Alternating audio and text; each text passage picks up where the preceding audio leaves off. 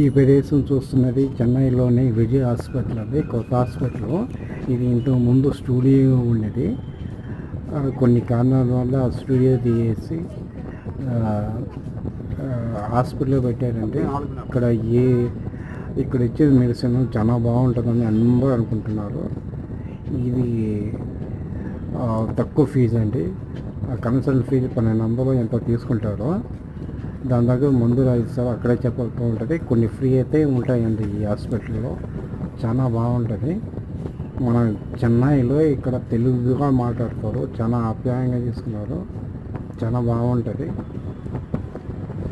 ఇక్కడ వస్తే ఒక స్టూడియో అని అంట. ఆ స్టూడియో నాగిరెడ్డి అనే ఇంతకుముందు 100 సంవత్సరాల హాస్పిటల్ అండి.